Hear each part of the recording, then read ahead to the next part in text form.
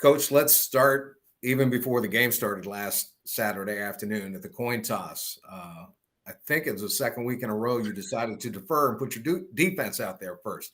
Let's talk about the mindset and the thinking going into that. Well, it's always the mindset of trying to get the ball in the second half, to be totally honest with you, and seeing where our defense is standing. If we can stop a team early and get some points up on them early, that's something that we'd like to do. I'd like to defer most of the time. Plus I'm a defensive guy, so my mindset when it comes to that. I thought you were going to talk about the catastrophe of them calling Nick Basiglia Garrett Ferryman. They called.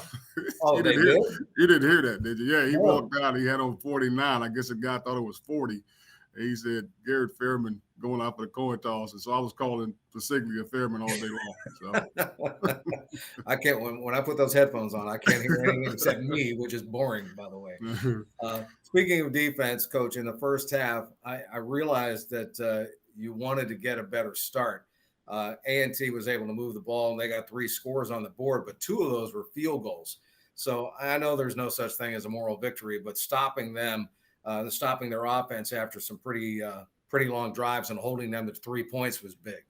I agree with you 100%, especially the first one, because we started in a bad situation. But Saturday was one of those days where you just didn't play well offensively, defensively, or special teams. And it started off early in special teams when we kicked the ball out of bounds and they get the ball on 35, a team that runs the ball that well and put them in a position to score early. And I'm not sure if you know the stats, but one of the craziest stats in the world, Chris, is when you start on the 20-yard line, it's like 1 in 20 chances you're going to score.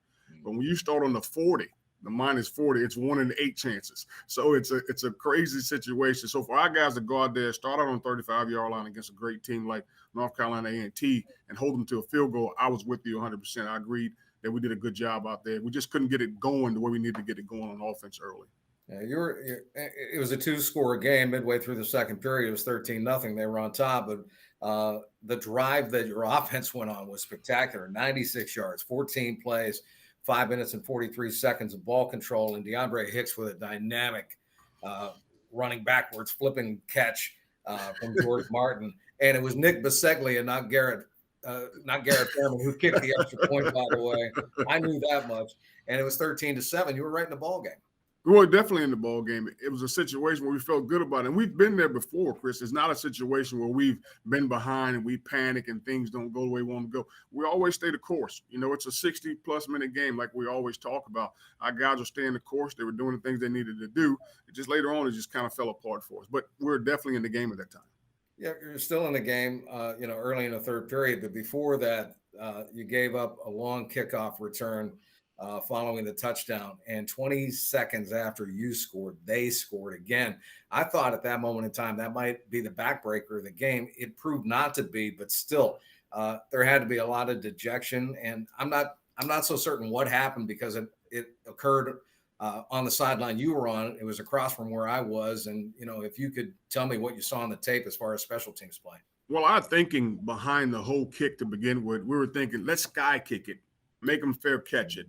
And if they fair catch it, it's not a whole lot of time left. They'll go ahead and down the ball, put themselves in a situation where we don't worry about them scoring. Well, it didn't work out that way. We kicked it, but it wasn't high enough. It was more of a pooch kick as opposed to a sky kick, and it hit the ground. And unfortunate part, and Smoke can tell you this, whenever you're on kickoff and the ball hits the ground, the kickoff team seems to relax because they think the guy's just going to dive on it. He's not going to pick it up. And our guys kind of slowed down a little bit, and they got a great job of picking up the blocks they needed to pick up, and he hit a crease on us, and he was able to return it to the plus 40, which gave them some life, and so that was a situation. And like you said, they end up in scoring a touchdown. They were up 13 again at halftime, but you guys came right back out, and Jonathan Wynn with that 40-yard run capped off the drive, and with 11:06 to go in the third period, here you go again. You're only down 6 points. You're right back in this thing. We're in it. There's no doubt about it. And to be totally honest with you, after he scored that touchdown, we're excited on the sideline. We're getting things going. And then they get the ball, and we get a pick. Yeah. I mean, it's huge. And so we're thinking we get this pick. So I think at that time we were able to punch it in the end zone after that pick.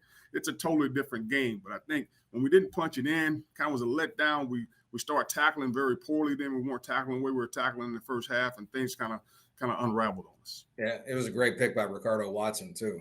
Yeah. He's been an outstanding player for us ever since he's gotten it. He's done some great things. He's got kind of stinger that's been lasting on him right now. So we're hoping he's back this week. We hope everything works out, but we'll see how that goes. But he's done some great things. And like I said, the biggest thing in the second half was missed tackles. And we had a lot of missed assignments that kind of cost us a little bit. But we're going against a great football team. North Carolina A&T is a very good football team. We knew they had played East Carolina tough. They had played Duke tough. They had played some other teams tough. They had a great job against Furman. And we knew it was just a matter of time before they put it together, because you're talking about a team that's, when they're in the MEAC conference, they probably won the conference just about every year. So they're a great football team who's been coached by a great guy in Sam Washington. He's done a great job since he's been there. So we knew those things would happen. We just didn't put it together the way we wanted to put it together in the second half. They were a big football team too, Coach. And, obviously, you kind of wonder how much of a wear down factor there was at the tail end of the game. Well, to be honest with you, it wasn't as bad as I thought it was going to be, Chris. Going down south and being in North Carolina, and the heat was there and everything, we didn't have a whole lot of guys cramping. I think we had one guy cramp. Our guys did a great job of hydrating. They put themselves in a good position. So I don't use that as an excuse, because the week before we played Howard, who was huge. We played VMI, who was huge. I mean, we played against some teams that are pretty big. We played against Central Michigan. That was very big. So our guys have, rose to the occasion at times. It's just, again, North Carolina A&T played a great football game. They had a great game plan against us, offensively and defensively. And like I said, we lost all three phases of the game. Yeah. I have just one more question, just in the opening here before I turn it over to the other guys. I'm wondering how many of your players ever played on natural grass before, because it was one of the things that I noticed when I walked into the stadium. It was like, wow, it's real grass. It's not turf. Well, the great thing about it, we played against Kennesaw last year, so they were natural grass, so they were good. Now the difference is, that field had a natural crown in it. So the running surface may have been a little different for our guys, but most of them had played it. And again, we're still coming back from not all our guys being at Central Michigan. First time they played together was against Howard. So we're still trying to fill each other out. We're still trying to get there. And playing against a good team like that, it's kind of tough. Yeah. Okay. Guys. Hey, yeah, Coach. Just coming back and, obviously taking both games into consideration, that you had an opportunity to get some good film on now. So what are your adjustments that you're going to make this week, seeing that now you have, full complements of your team together? Hopefully there's no injuries that's going to labor on into the next week. What are the things that you've got to work on, both offensively and defensively, coming into this new game?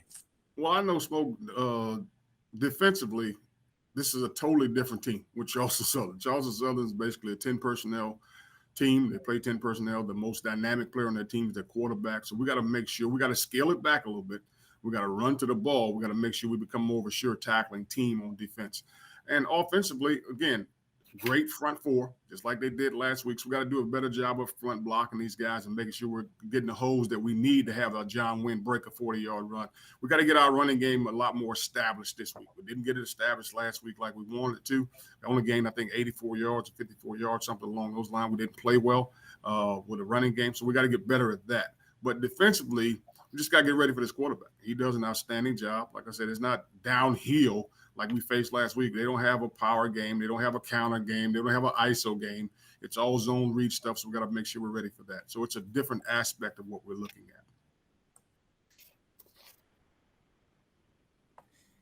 at. So, obviously, the team is always oh my God, I can't even talk right now. They were at home already, so they already have the home crowd already behind their back. But now it's homecoming, so obviously now the seniors have an emotional game ahead of them. As a coach, how's it feel to have AJ and George, just to name a few, to be seniors, just to walk down with their families on homecoming night? It feels great. I don't know how many guys are going to walk down with their families, though, Mike, to be honest with you.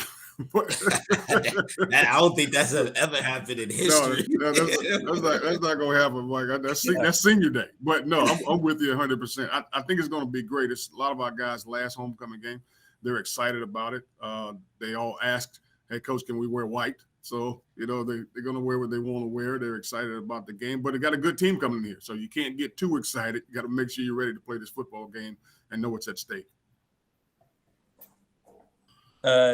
Yeah, obviously they're a really good team. They average 295 yards in the air and 195 yards on the ground.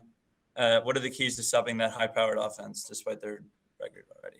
The quarterback. I mean, that he like I said, he is the guy that runs the machine, and that machine they do a great job of. That quarterback's an outstanding player. He makes great decisions, and when he doesn't see it there, he can tuck it and he can run it. I mean, when he played against East Carolina, he played phenomenal. I mean, he did a great job against East Carolina. You're talking about a team that put up 500-some yards. FCS school that put up 500-some yards against the FBS school and put up 28 points and lost by 3.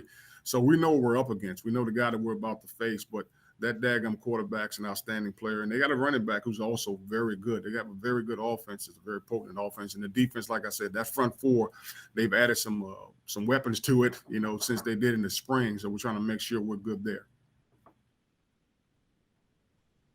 Coach Jack Chambers is that quarterback, and he likes to put it up. I mean, he's the first Charleston Southern quarterback with at least 400 yards passing since 2006, so he can put it up in the air, but he is dangerous on the ground as well.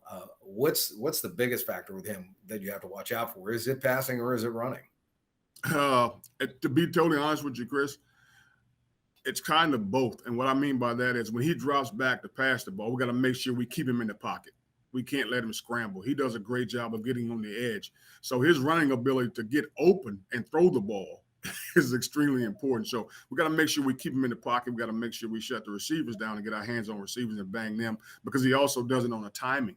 He wants to make sure his receivers are where they're supposed to be on his timing. So we got to keep him squeezed in the pocket, give him a little bit less room to work with, because once he gets outside the pocket, that's when he gets real dangerous, because now he can either throw it or he can find his receivers, which he does a great job of doing. You've seen him already. This is one of the ironic things about this whole COVID thing is you played a spring schedule in the Big South, and now you're playing a traditional fall schedule. But this is really the first time you've gone up against somebody you've seen recently. Yes. How much does that help? It definitely helps. And the thing about it, that's why we know how dynamic he is with his feet, because in the spring, there was a 3rd and 15. We got everybody covered. He takes off and gets 16 yards. Yeah. There's a 3rd and 12. We got everyone covered. He takes off and gets 30. So it's a situation we know that we got to contain him in the pocket. And we had that luxury of playing him in the spring. And so we kind of know what we're getting into. Hey, Coach, is there going to be an opportunity? I see that you guys have been balanced on, offense and with passing and running, seeing that there has been a positive connection in the air. Do you feel that the OC will, open it up a little bit more when the running game may not be the way you anticipated to be coming into this game? Have you guys looked in any other type of measures you will take if running game doesn't consistently give you guys what you want? Very perceptive. Nice job, Smoke. Yeah, we will. I mean, it's a situation, and not so much because of the running game, because we know who we have at quarterback. We have a fifth-year senior who knows his offense and knows what's going on, and we feel extremely comfortable with him. So if we get in a stage where our running game doesn't pick up the way we like for it to pick up, we know we can put it in George's hands. And now we got Dre, and we got some other guys that are starting to get the ball, that are doing a great job of playing hard. Jalen Brown and Chris Charles, those guys are starting to get the balls in their hands. So we're getting those receivers. We're getting that receiving core. We got a quarterback. We can do it. So very perceptive.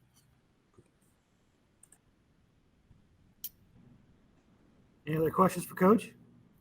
Coach, just one more from me. Absolutely, Chris. Obviously, absolutely. you had great crowd support in that first home game against Howard, and the crowd was really into it. It was a great game to watch. I mean, as a fan, you just hope that you're going to get a ball game like that.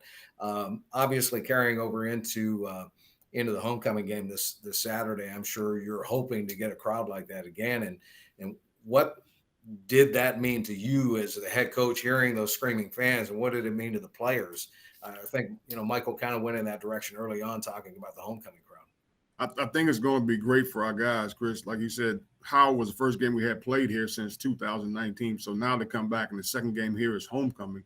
I think the guys are very excited about it. Not only that, it gives us the energy that we need on the field when our fans are behind us and they're screaming and hollering, and when you make a big play and you got those alumni. I'm not going to talk about some of them. The conditioning.